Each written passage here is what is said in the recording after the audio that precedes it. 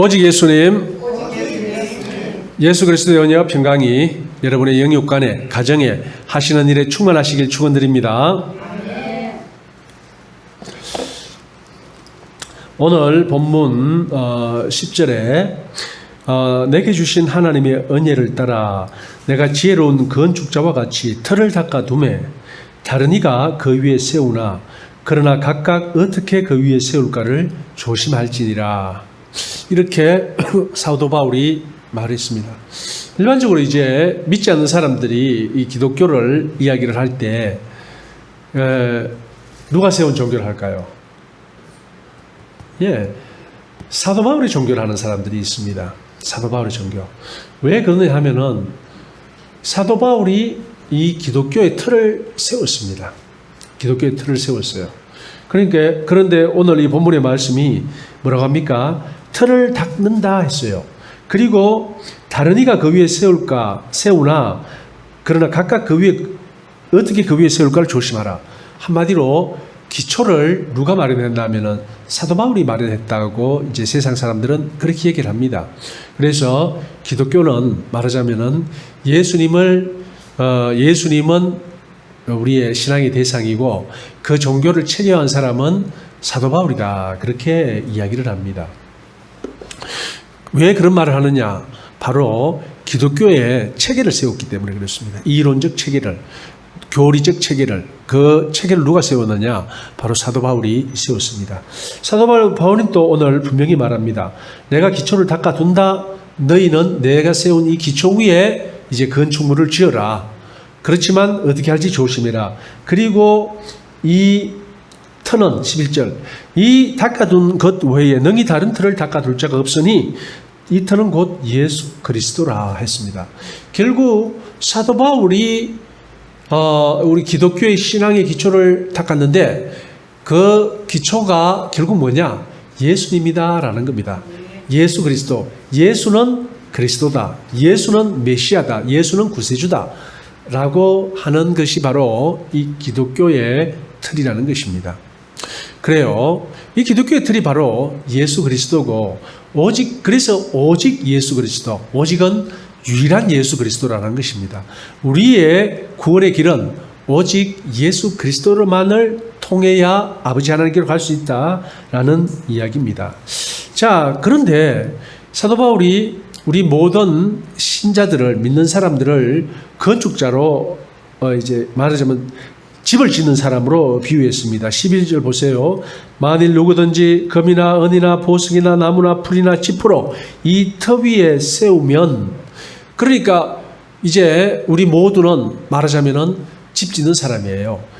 터 대신 예수 그리스도 위에 집을 지어요. 목사도, 권사도, 장로도, 집사도, 평신도도 할 것 없이 예수 믿는 모든 사람들은 집을 짓는 사람인데 기본적으로 어디에 짓느냐? 예수님 위에 짓는다는 겁니다. 자, 그러면은 예수 위에 안 짓는 사람들도 있느냐? 그러니까 예수 위에 집을 안 짓는 자칭 예수 믿는 사람들도 있느냐 이 이야기인데요. 요즘 많습니다. 요즘 아주 많아요. 특히 이 예수 그리스도 위에 자기가 예수 믿는다고 하면서 집을 짓지 않으면 어떤 결론이 나느냐? 결국 예수를 안 믿게 되는. 왜요? 그 예수 위에 세운 집이 아니기 때문에 결국 결론은 예수를 안 믿게 되는 그런 결과로 귀결됩니다. 바로 그것이 유럽입니다. 서구 유럽. 그러니까 발달한 북유럽, 서유럽, 남유럽 이런 대부분의 나라들은 기본적으로 기독교 국가였어요.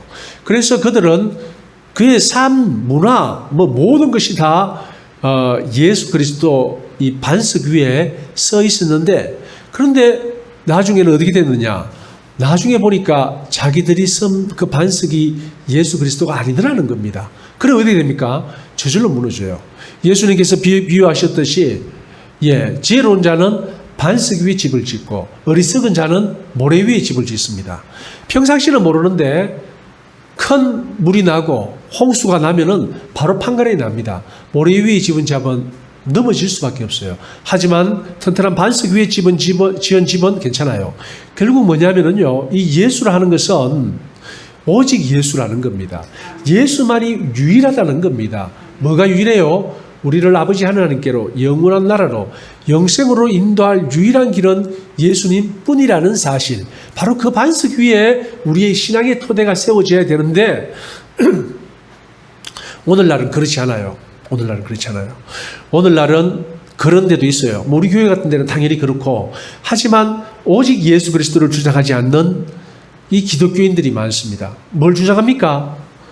그렇게 주장하면은 어떻게 세상에서 평화롭게, 세상에 많은 사람들은 타 종교를 믿거나 아니면 종교가 없는 사람들도 있는데 어떻게 그들과 평화롭게 지낼 수 있느냐? 그럼 어떻게 하는데요? 그들도 있다고 인정해 줘야지. 그럼 어떻게 되는데요? 그들도 그들 나름대로 영생, 천국, 진리를 인정하고 그래야 우리도 인정받을 것이 아니냐. 참 듣기는 좋은 말 같아요. 서로서로 인정해주고 서로서로 평화롭자라는 좋은 말 같은데 결국 뭐냐면요, 그 말은 유일한 진리이시고 참 생명 되신 예수 그리스도를 부인하는 것이 됩니다. 결국 많은 기독교인들이 그러한 반석 위에 집을 지은 거예요. 뭐냐면은 종교다원주의. 종교다원주의는 결국 뭐냐면요, 우리 취미생활과 같은 겁니다. 종교 신앙생활을 취미생활로 하는 겁니다. 그러니까 그 취미생활 하는 사람은 어려움이 오면 어떻게 됩니까? 안 합니다. 안 해요. 여기 물에 들어가 놀기 좋아하는 사람이 앉아 있는데요. 그런데 만약에 태풍이 치는데 물에 들어가면 들어가겠어요? 돈을 줘도 안 들어갑니다. 왜요? 취미생활이잖아요. 목숨 걸 일이 아니거든요. 그런 겁니다. 하지만 네 목숨 걸래? 예수 안 믿을래? 그렇지만 생명으로 예수를 믿는 사람들은 어떻게 됩니까? 목숨이 걸 일이 있어도 예수를 믿는 거예요. 바로 다니엘과 같이. 그게 취미생활과 다르다는 겁니다. 그런데 예수님이 유일한 반석, 유일한 우리 건축의 반석이 되지 않으면은, 구세주가 되지 않으면 어떤 일이 생기느냐? 그 모든 종교생활은 취미생활이 되어버리고, 취미생활은 마침내 어떻게 됩니까? 어려움이 닥칠 때 취미 바꿔버리는 거예요. 취미생활 하기 어려우면 어떻게 됩니까? 취미 바꾸면 되죠. 그렇습니다. 자, 그런 거나 마찬가지입니다. 그래서 이 사도 바울이 하는 이야기는 뭐냐? 이 기초를 쌓아두는데 이 기초만은 결코 변경시킬 수 없다라는 말을 하는 겁니다. 그래서 11절, 이 닦아둔 것 외에 능히 다른 틀을 닦아둘 자가 없으니 이 틀은 곧 예수 그리스도라. 그래서 이게 바로 예수 믿는 사람들의 대전제입니다. 유일한 터 위에 집을 지어라. 유일한 터는 바로 예수 그리스도다. 바로 오직 예수라는 이야기입니다. 이것이 우리 믿는 사람들한테 깊이 뿌리 박히지 않고는요, 예수 믿다가 핍박이 오고 힘들고 시련이 오면은요, 그럼 갈아탑니다. 저쪽 가면 좋다는데, 저쪽 가면은, 잘 사는 사람 많고, 돈 많은 사람 많고, 도와준다는데, 하면은 바로 또 다른 데로 갈아탈 수 있죠. 그렇기 때문에, 오직 예수라는 것은 생명까지 건다는 겁니다. 자, 그리고 그 대전제 하에 우리는 뭐 하는 사람들이냐?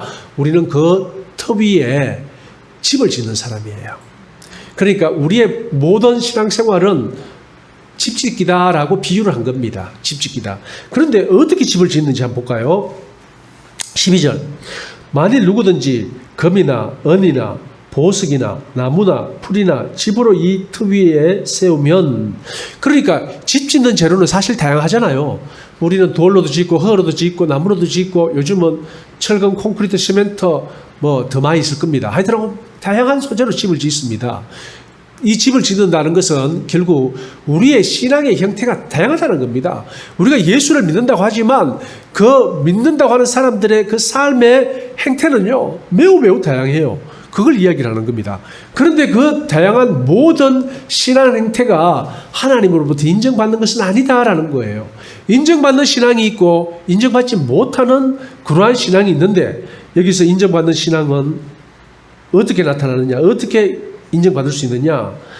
33절, 각 사람이 공적이 나타날 터인데 그날이 공적을 밝히리니 이는 불로 나타내고 그 불이 각 사람의 공적이 어떠한 것을 시험할 것임이라.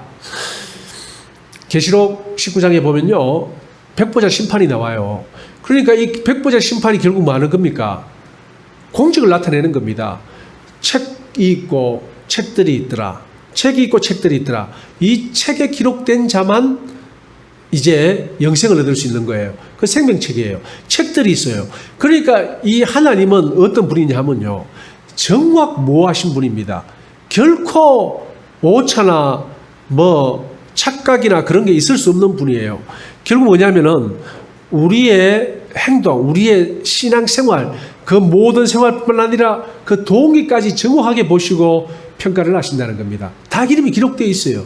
내가 자백한 것도 아닌데 이미 다 기록되어 있습니다.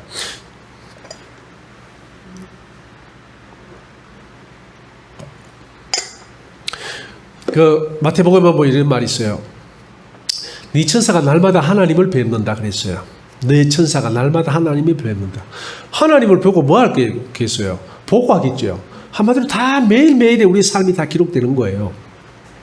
자, 이렇게 기록된다는 말, 그리고 그 행위록에 기록된 대로 우리가 심판을 받는다는 거예요. 생명록은 뭐냐? 두 가지입니다. 천국 가느냐, 지옥 가느냐. 그러니까 생명록에 기록된 사람만 천국 가는 거예요. 생명록은 그런 용도입니다. 그 다음 뭐가 있냐면요, 이 행위록이에요. 이 책들이라고 나와 있는 행위록. 그러니까 당연히 우리가 상식적으로 생각을 해봐도 생명록은 사람 이름만 나와 있겠죠. 행위록은 뭡니까? 이제 그 행위가 다 기록되어 있죠. 어쩌면은 한 사람의 그 행위록이 한 권의 책이 될 수도 있어요. 평생의 삶을 나타내니까요. 그러니까 책들이라고 그렇게 표현을 하죠. 자, 이 책들, 행위록에 기록된 대로 천국에서 상급을 받아요. 그러니까 생명록에 기록된 사람은 천국 가요. 그럼 그걸로 끝인가요? 그게 아니에요. 다시 행위록을 봐요. 행위록을 보고 천국에서 이 사람이 어떠한 상급을 받을지 결정이 나는 거예요.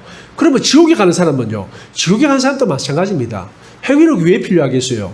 안 그러면 지옥 갈 사람은 행위록이 필요 없죠. 그죠? 왜요?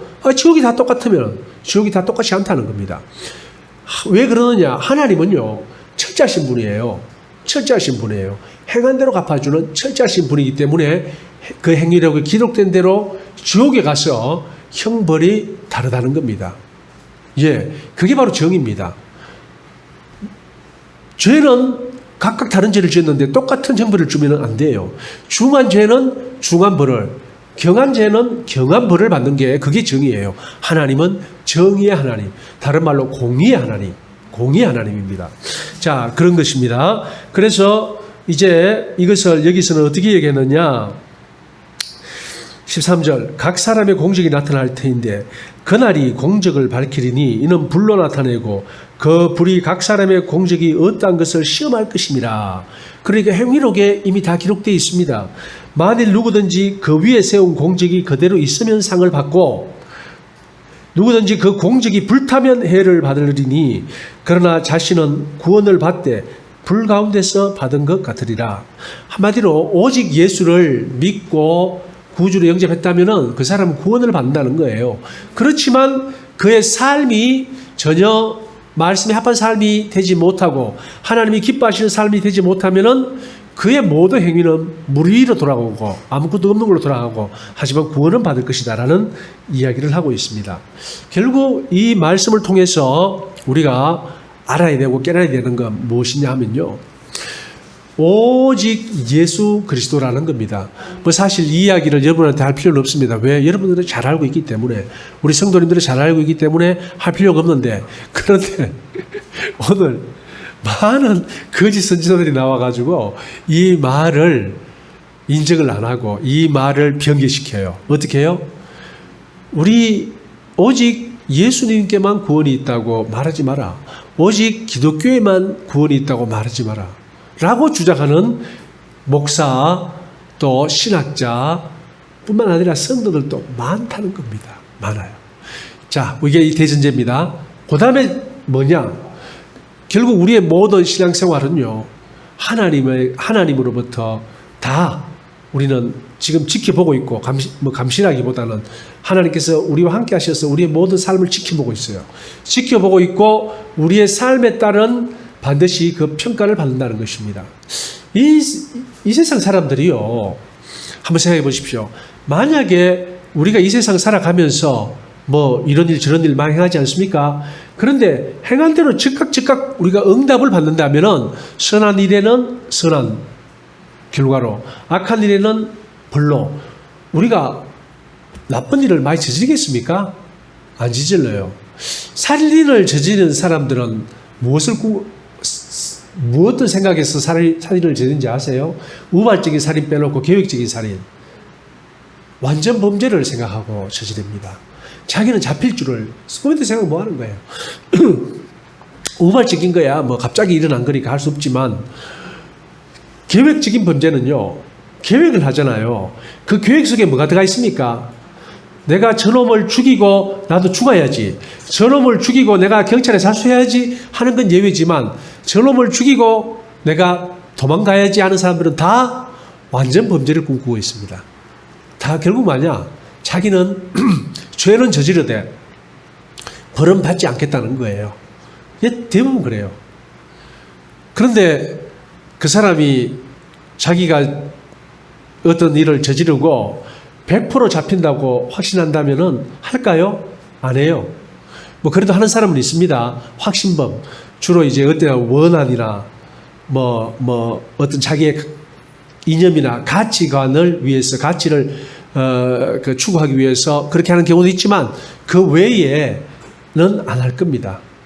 왜요? 안 잡힐 줄 알고 그런 짓을 저지르니까요. 예, 그런 겁니다. 결국 오늘 이 본문의 말씀은 뭐냐면요, 우리의 삶이 중요하다는 겁니다. 우리가 이 땅에서 어떻게 살아가냐에 따라서 반드시 그대로 보응을 받는다는 이야기입니다. 어떤 삶이 최고로 좋습니까? 금이나 은이나 보석이나, 그러니까 우리는 어쨌든 이 세상을 살아가는 존재예요, 예수 안에서.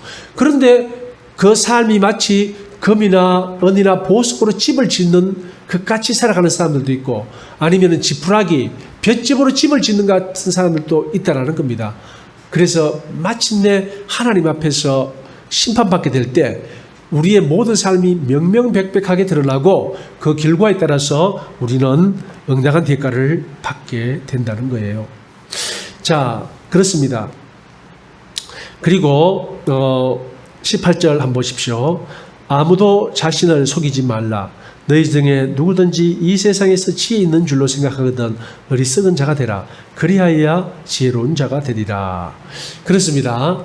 여러분들 많이 배우고 똑똑한 사람들하고 이야기를 해보셨어요? 예. 특히 어떤 한 분야의 전문가 교수들하고 이야기를 하면은 어떤 경향이 있냐면은, 그 분야에 대한 질문에는 답을 잘해요. 그 분야를 약간 벗어나가 다른 분야 이야기하면은 입을 다무는 경향이 있어요. 왜요? 알거든요. 뭘 합니까? 자기가 한 분야를 깊이 연구해 보니까 정말 옛날에 자기가 피상적으로 알았던 것과는 다른 세상이 있구나라는 걸 알아요. 그러니까 연구를 많이 해도 또 느끼는 게 뭐냐면 한계예요. 내 지식의 한계. 비록 내가 연구하고 있는 분야, 우리나라에서는 내가 제일 이 분야에서 잘 알지 몰라도, 하지만 아직까지 내가 모르는 부분이 너무 많다. 내가 연구한 분야라도 그런 걸 알게 돼요. 그러면 뭘 느끼게 됩니까? 자기 자신의 한계를 느끼게 됩니다. 자신 지혜와 지식의 한계. 한쪽에서는 잘났다고 떠들지만 어느 한편에서는 나야말로 참으로 모르는 사람이구나. 물론 이렇게 된 사람이 바른 사람입니다. 끝까지 자기가 제일 잘났다고 우기면 그거는 문제가 있는 사람이에요. 그런데 자, 여기 오늘 본문에도 그런 이야기입니다. 자신을 속이지 말라. 너희 중에 누구든지 이 세상에 지혜 있는 줄로 생각하거든 어리석은 자가 되라. 그리하여 지혜로운 자가 되리라. 그러니까 자기가 지혜로운 자로, 똑똑한 자로 생각한다는 것은 결국 뭡니까? 그것은 자신을 속이는 일이고 어리석은 일이라는 겁니다.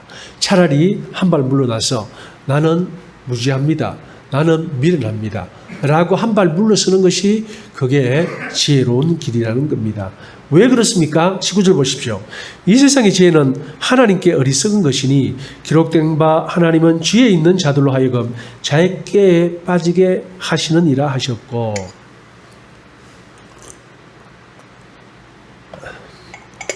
왜냐하면은요, 이 세상의 지혜는 한계가 있어요. 이 세상의 지혜는 한계가 있는데 그 한계를 가진 지혜를 제일 잘났다고 떠들면은 전능한 지혜를, 무한한 지혜를 가지신 하나님 보시기에는 어떻습니까? 웃기는 일이에요. 이제 그 이야기입니다. 그래서 이 세상의 지혜는 하나님께 어리석은 것이니라고 이야기를 합니다.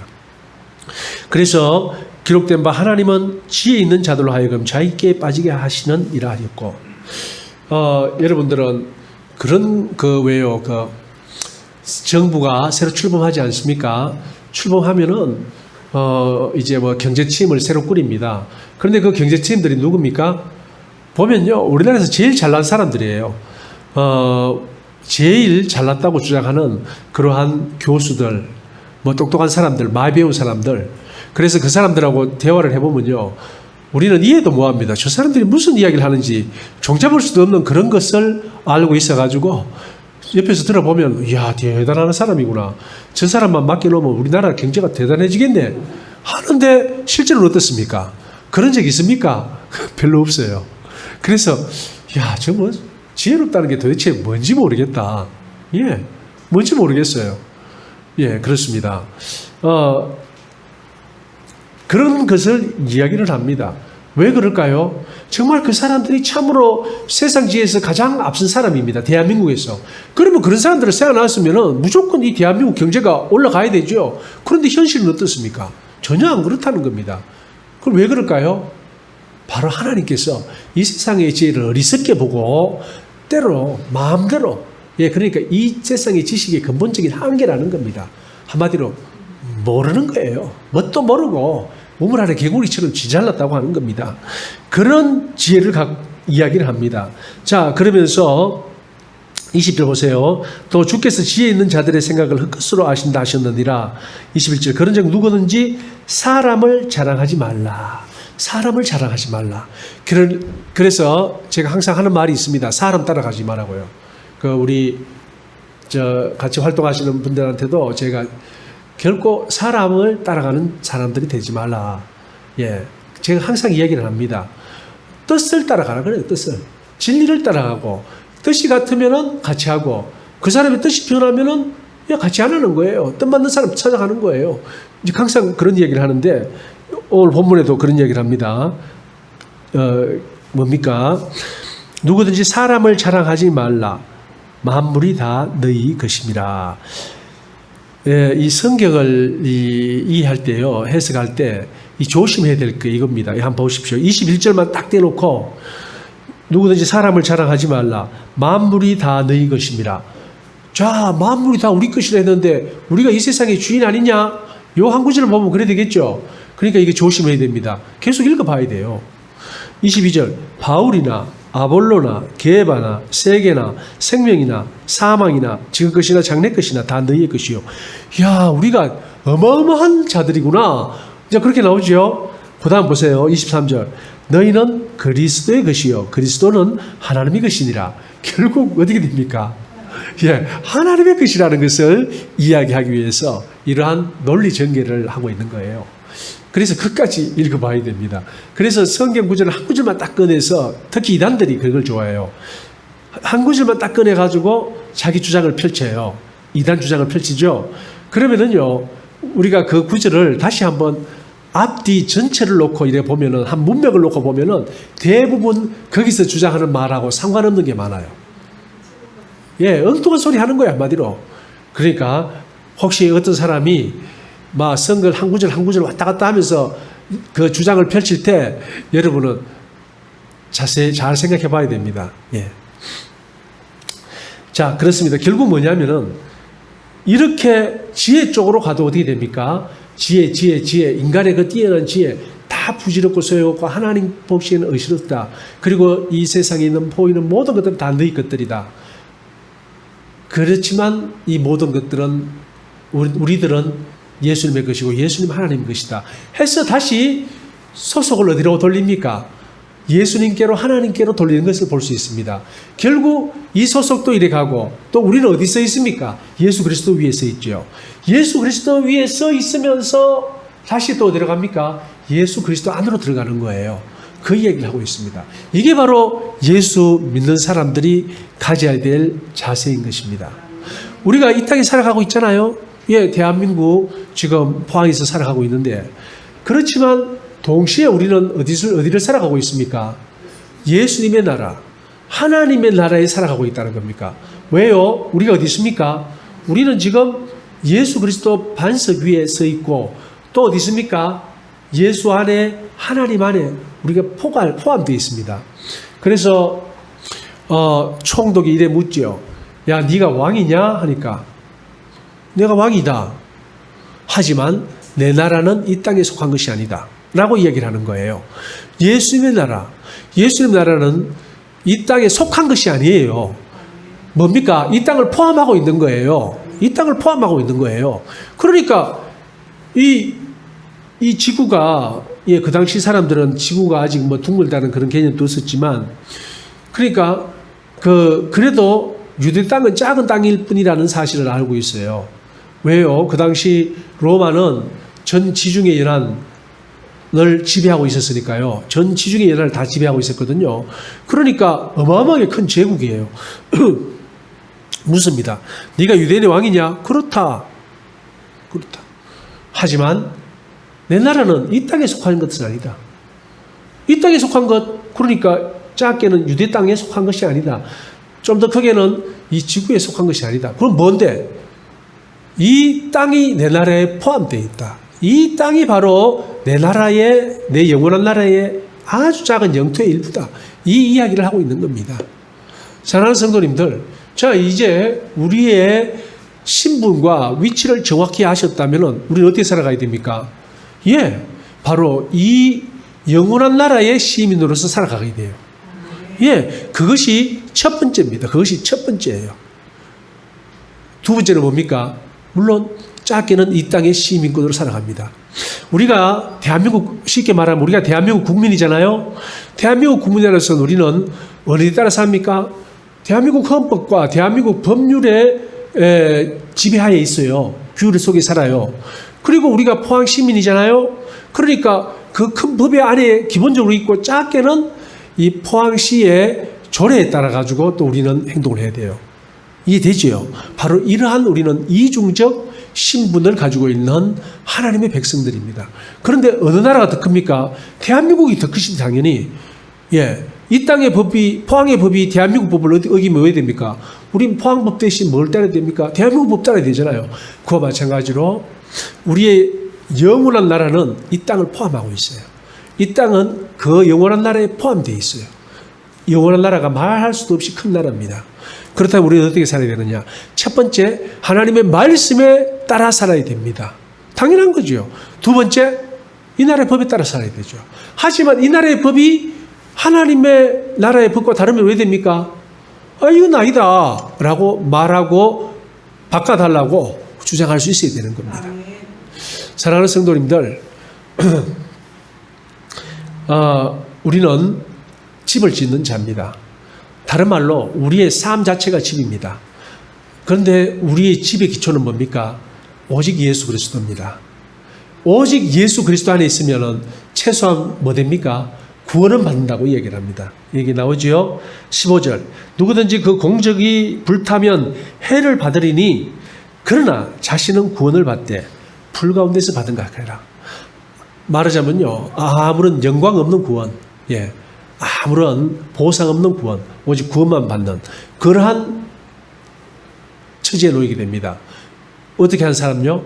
예수 그리스도 구주로 영접한 사람. 하지만 예수 그리스도를 구주로 영접했을 뿐만 아니라 하나님의 말씀대로 내가 손해가 되더라도 피해를 보더라도 힘들고 피곤하더라도 살아가는 그 사람에게는요, 하나님은 이 땅에서 우리가 수고하고 애쓴 것과는 비교할 수 없는 보상을 주시는 겁니다. 이 땅에서도 주신다고 약속을 하셨고 영원한 나라에서도 주신다고 약속을 하셨습니다.